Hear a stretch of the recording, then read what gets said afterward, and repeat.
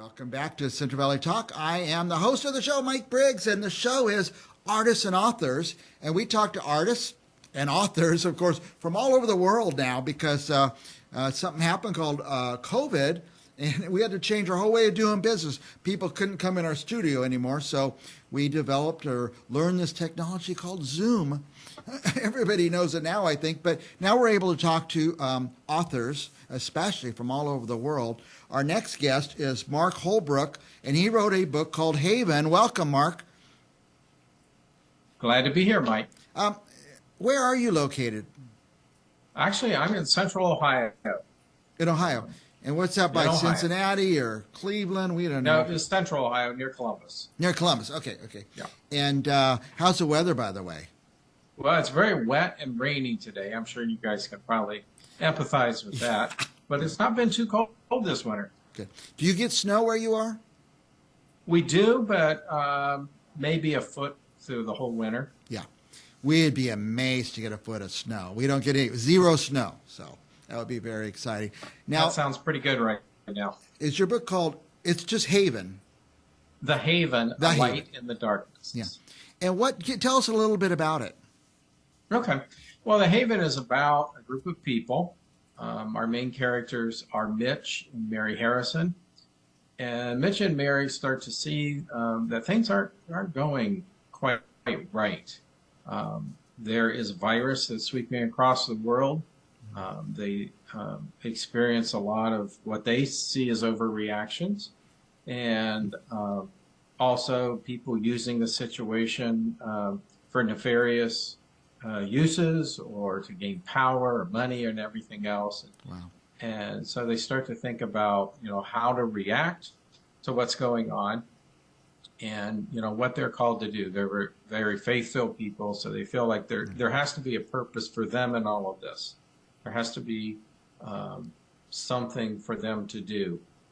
And they're not the kind of people that are going to run out and protest and scream and holler on social media, but their desire is to help other people. So Mary and Mitch, along with several of their friends, began to try to help people. In the book, it's sort of like what would have happened a couple of years ago if things had really turned wrong. A lot of people were worried that it would. It didn't, fortunately, but what if it did? And so we see a lot of government oppression of the citizenry in the book, as far as controlling people, what they can and can't do to pretty draconian levels. But we also see food shortages, medical shortages, just a general breakdown of society. And amongst all that, of course, then violence increases because we know we live in fragile societies with a lot of tension.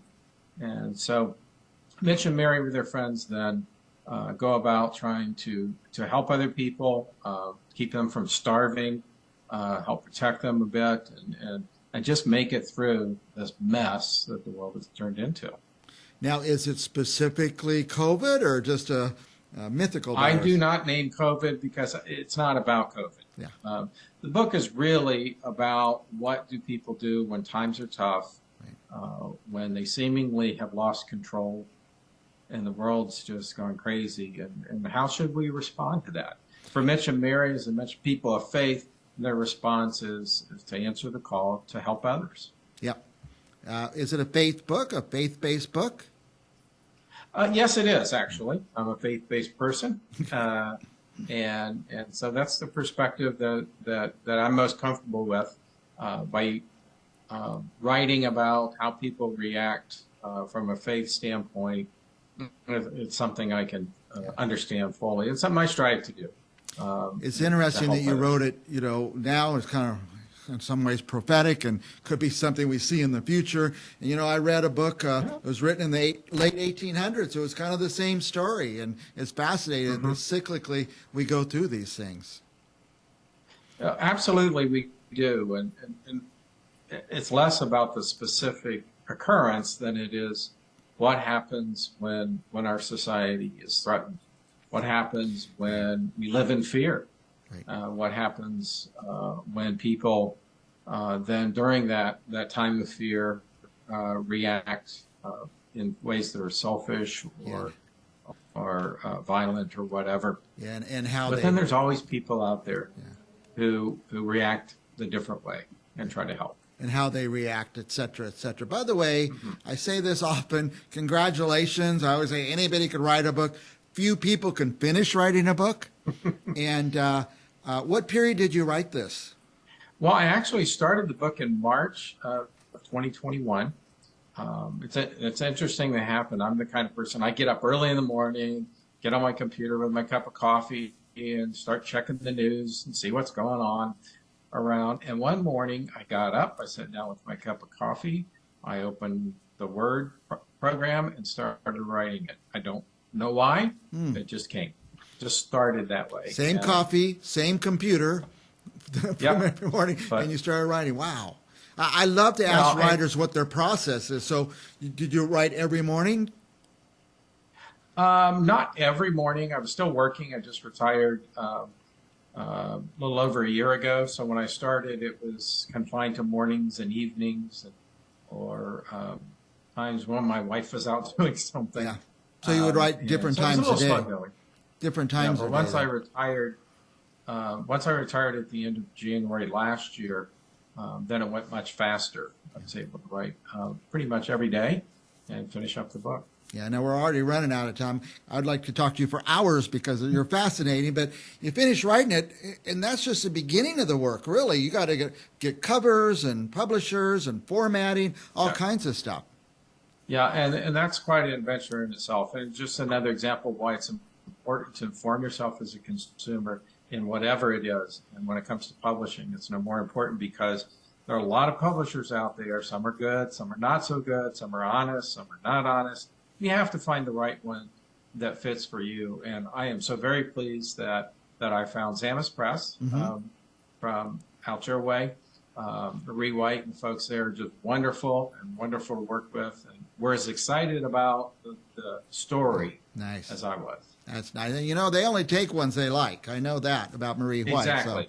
So, and that's important. It's not like you just say, here's some money and they'll print it for you. They have to believe in the book too. That's right.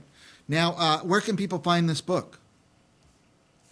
Well, right now you can find the book on Amazon. Right. Just went live. The Kindle, the ebook version went live 2 days ago. Okay. And the printed version will be available next Monday, January 16th. It's not even out yet, so this is like your premiere. This is great. It's just now coming. Yeah, yes. Nice. This is the launch right here, Mike. Yeah.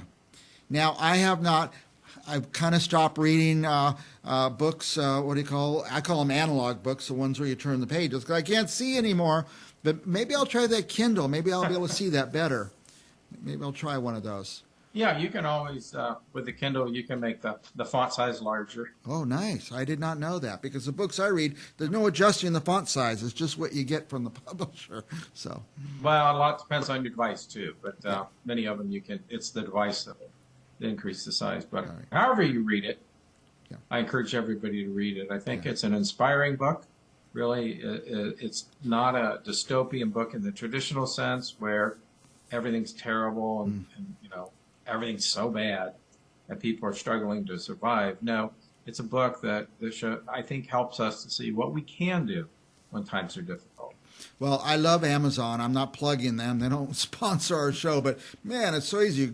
You type in Mark Holbrook or The Haven, and you just click, and it shows up at your house like the next day almost. No shipping charges for me. But Absolutely. I think I'm going to try just on this one that Kindle or something like that. So just to experiment. I'll let you know. And it'll be available in other outlets in the coming weeks, Barnes & Noble, and hopefully in a bookstore near you too. Yeah. Mark, I've gone way past time. You're just that fascinating. Sorry. Any last things you want our viewers to know? Well, if you're curious about The Haven or about me and just what I'm all about, you can go to historyispersonal.com. That's my personal website where you can read my blog pages, find out a little bit about me and what makes me tick. Yeah, historyispersonal.com. I did go to that, historyispersonal.com. That's fascinating in itself. All right, Mark, thank you for calling into Fresno, California, Central Valley. And Mark from Central Ohio. We'll be back with another author right after this. Don't go anywhere. Thanks, Mike.